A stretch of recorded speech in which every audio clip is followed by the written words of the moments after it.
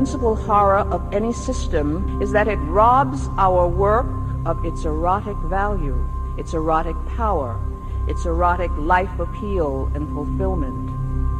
The erotic is a resource within each one of us that lies in a very deeply female and spiritual plane. It is an internal sense of satisfaction to which, once we have experienced it, we know we can aspire. The aim of each thing which we do is to make our lives and the lives of our children more possible and more rich. But the erotic is not a question of what we do alone. It is a question of how acutely, how fully we can feel in the doing. For not only do we touch our most profoundly creative source, but we do that which is female, that which is self-affirming in the face of a racist, patriarchal, and anti-erotic society.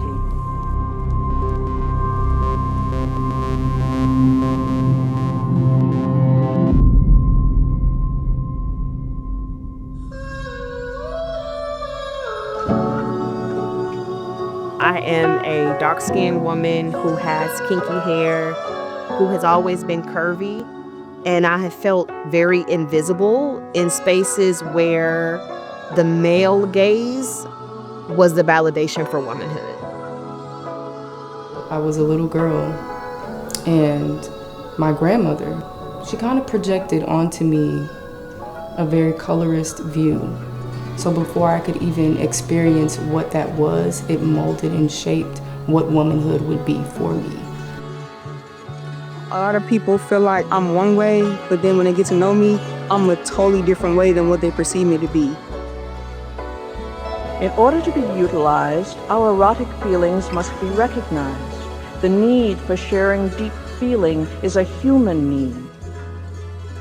I was more so like the tomboy per se. So it just felt like, I have to dress a certain way or wear my hair a certain way or wear makeup to feel like this is what a woman is per se. I pick and choose where I want to share my craft and my gift with people. All money isn't good money and all energies ain't good energy. So it was more so like finding myself, understanding my feelings, and just meshing both of them to see what felt right for me. The considerate phrase, "it feels right to me," acknowledges the strength of the erotic into a true knowledge. It's very fluid. You can move around and be about and have soft skin. Not to shade the men. Men have soft skin too, but I'm just saying, as far as I really was chasing an aesthetic of what I felt like I should look like and how I felt like I should appear. And being pregnant, I was like, no, this is strong.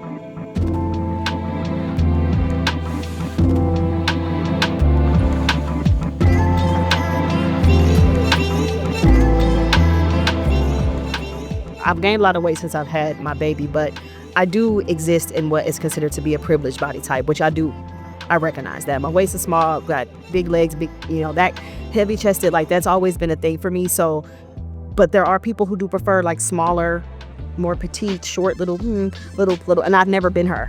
As I've gotten older, I've been a lot more confident in how I show up and really embraced my aesthetic a lot more. But I mean, growing up, like as a teenager, as a young girl, even in college and stuff like that, I have felt very much invisible and very much like, well, I'm here too, Even though I'm not necessarily interested, there's something, a part of you that still wants to be noticed. And so I feel like, okay, I get it, but you're missing out. You know what I mean? Like, it's Joe Moss, but yeah. Because I feel like my writing is the best part of me, I feel like I have a really unique eye and perspective because I'm a queer woman, that I can create something that nobody else could create but me. The action is really cool. Ooh. Okay, let me just. I mean, I'm still figuring femininity out and what that feels like for me, because I was boxing myself in such a masculine, rigid box. Now it feels like I'm unearthing a lot of things, so it feels hard at times. It feels soft at times, sometimes fleeting. Not like I'm running or chasing after it, but like it's aloof, but we're in the same room. I can catch it at any different time in the room whenever I feel like grasping onto that.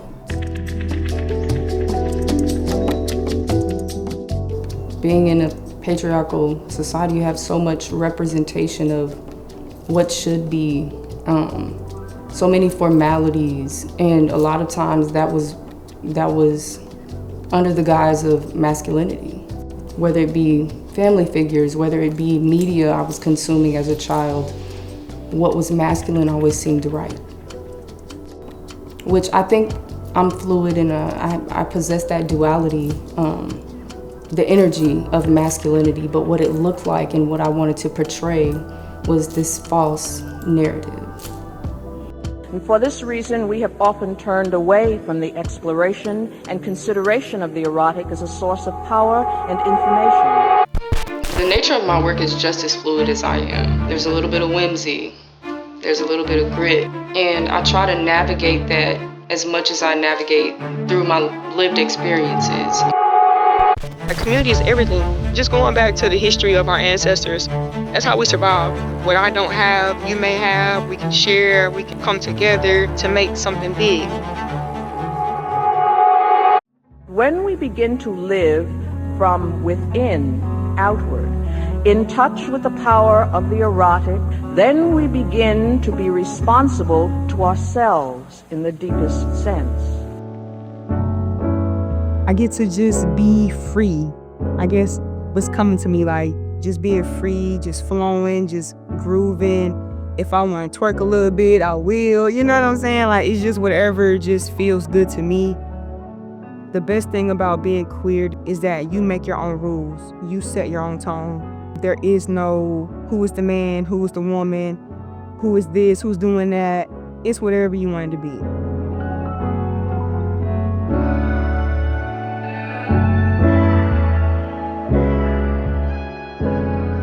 You don't have to take out the trash all the time, or you don't have to go move boxes with your friends, or you don't have to go fix the oil in the engine. Like, you can just be and exist however you want to exist.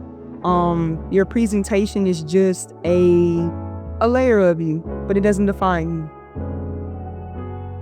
And this is a grave responsibility. It's projected from within each one of us, not to settle for what is convenient or shoddy, for the conventionally expected, nor what is merely safe. When I speak of the erotic, then, I speak of it as an assertion of the life force of all women. I'm still feminine at the end of the day. You know, I have my moments, and you know, it's still a beautiful thing, and I wouldn't change it. My body, my brain just knows when to float in and out of whatever it is I need to be. It doesn't come from a place of protection, because I never feel threatened by masculinity. I embrace it. It's just how I show up. Like, I don't need to be validated by anybody to know who I am and how I show up and present to the world. What you think it means to be a woman, what you think it means to be a man, what you think feminine energy means, what you think masculine energy means. Whatever it is that you want to do in this world, the way you view yourself, your identity is so integral to that.